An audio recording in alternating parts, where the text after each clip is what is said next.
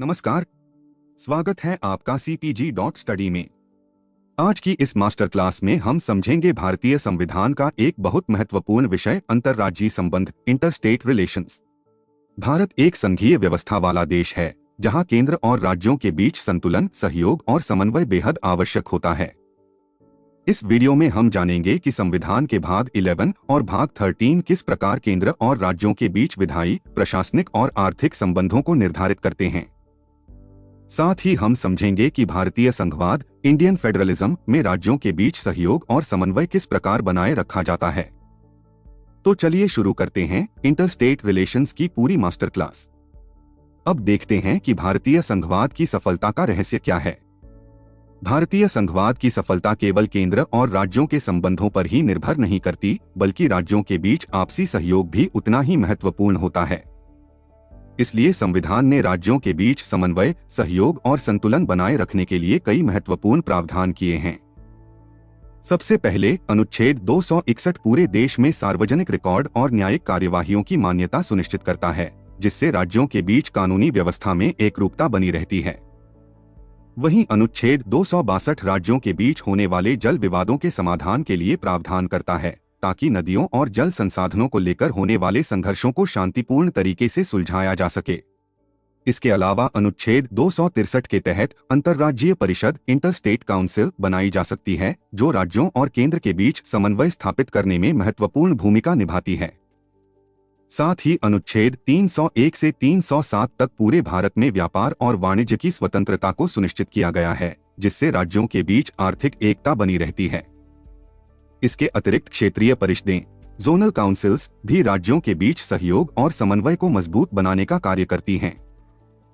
यही सभी व्यवस्थाएं मिलकर भारतीय संघवाद को मजबूत और प्रभावी बनाती हैं। अब बात करते हैं अंतर्राज्यीय जल विवादों से जुड़े संवैधानिक प्रावधान, अनुच्छेद 262 की। भारतीय संविधान का अनुच्छेद 262 राज्यों के बीच होने वाले जल विवादों के समाधान से संबंधित है। कई नदियां भारत में एक से अधिक राज्यों से होकर गुजरती हैं, इसलिए जल के उपयोग, वितरण और नियंत्रण को लेकर राज्यों के बीच विवाद उत्पन्न हो सकते हैं।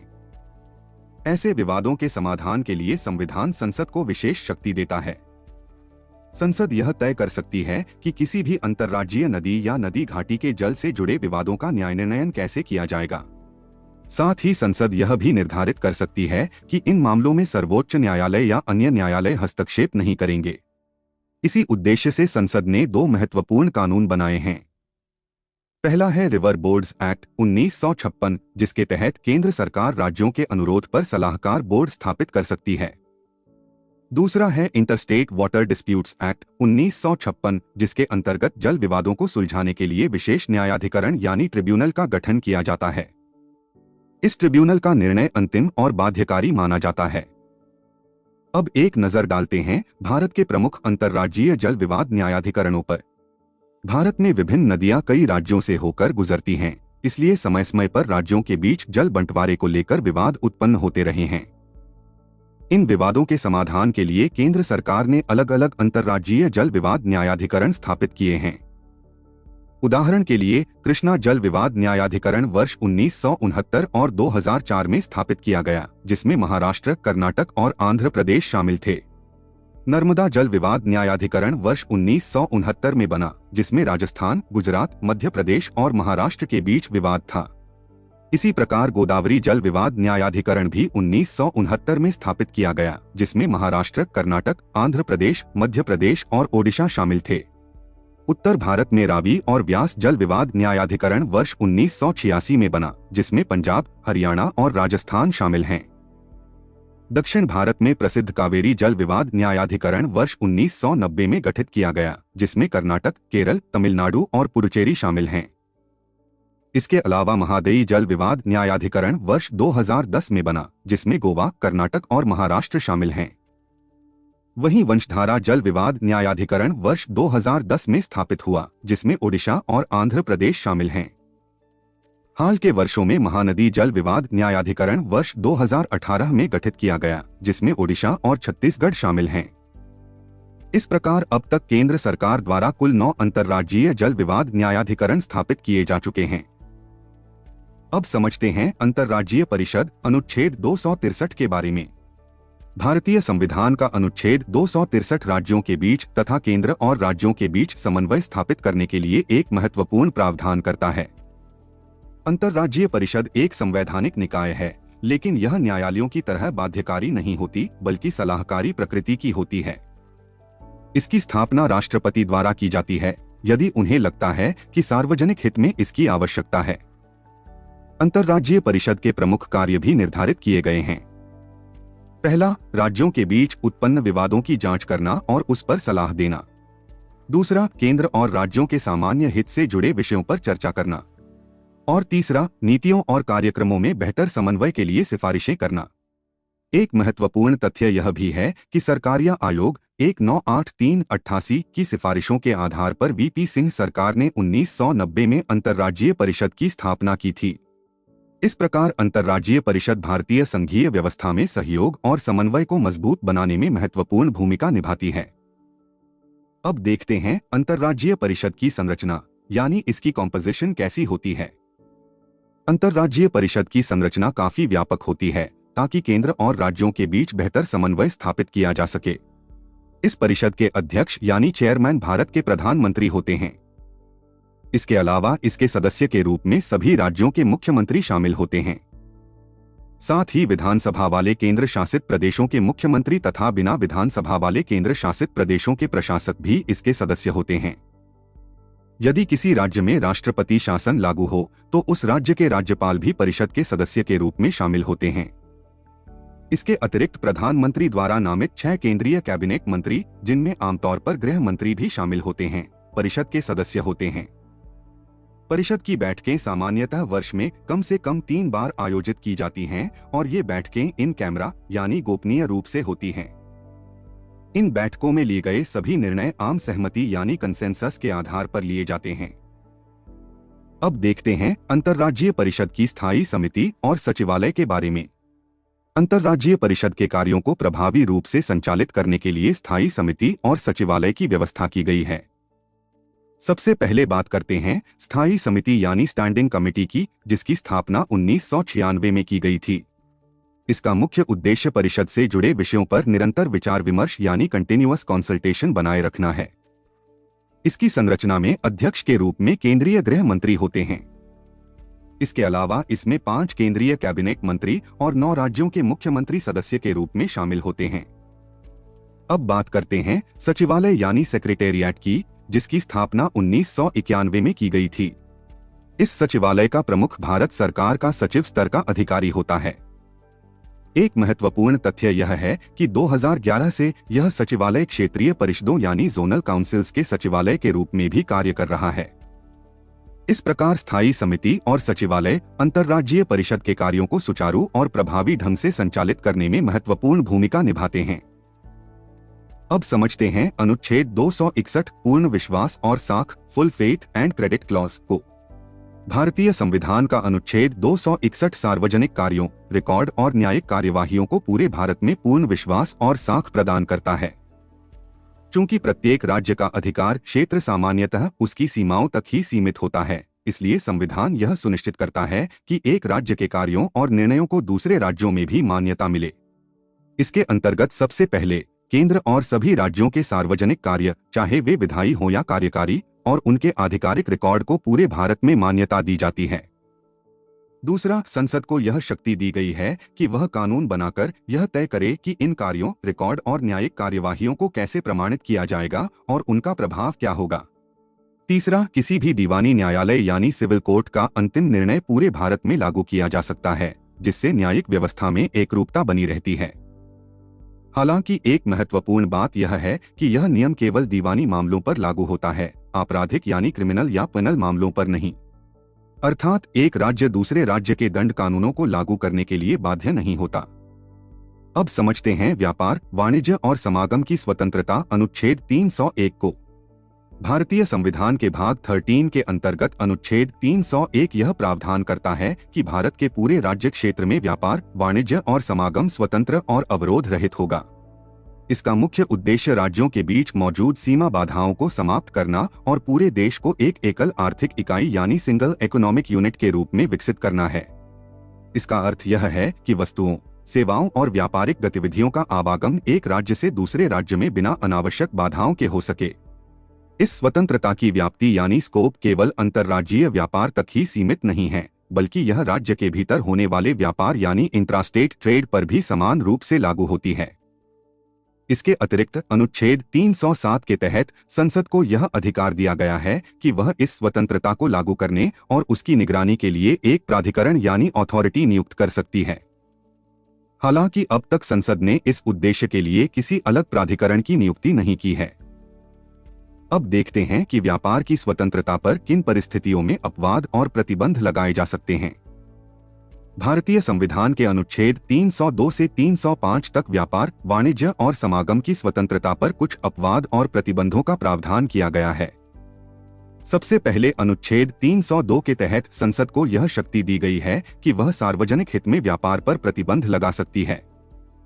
हालांकि एक महत्वपूर्ण शर्त यह है कि संसद एक राज्य को दूसरे राज्य पर प्राथमिकता नहीं दे सकती, सिवाय उस स्थिति के जब देश में किसी वस्तु की गंभीर कमी हो। इसके बाद अनुच्छेद 304 के अंतर्गत राज्य विधानमंडल को भी सार्वजनिक हित में उचित प्रतिबंध लगाने का अधिकार दिया गया है। लेकिन ऐसा कोई भी विधेयक प्रस्तुत करने से पहले राष्ट्रपति की पूर्व स्वीकृति लेना अनिवार्य होता है। इसी अनुच्छेद के तहत गैर भेदभावपूर्ण कर यानी नॉन डिस्क्रिमिनेटरी टैक्स का भी प्रावधान है, जिसके अनुसार राज्य बाहरी वस्तुओं पर वही कर लगा सकते हैं जो वे अपने राज्य में उत्पादित वस्तुओं पर लगाते हैं, ताकि व्यापार में भेदभाव न हो। अंत में अनुच्छेद 305 के तहत केंद्र या राज्य सरकारें किसी व्यापार या उद्योग में राष्ट्रीयकरण या एकाधिकार यानी मोनोपोली स्थापित करने के लिए कानून बना सकती हैं। इस प्रकार ये प्रावधान यह सुनिश्चित करते हैं कि व्यापार की स्वतंत्रता बनी रहे, लेकिन सार्वजनिक हित की रक्षा भी हो सके। अब बात करते हैं क्षेत्रीय परिषदों यानी जोनल काउंसिल्स के बारे में। भारत में क्षेत्रीय परिषदों यानी जोनल काउंसिल्स की स्थापना संसद द्वारा पारित राज्य पुनर्गठन अधिनियम 1956 के तहत की गई थी। यह एक वैधानिक निकाय यानी स्टैट्यूटरी बॉडी है, न कि संवैधानिक निकाय।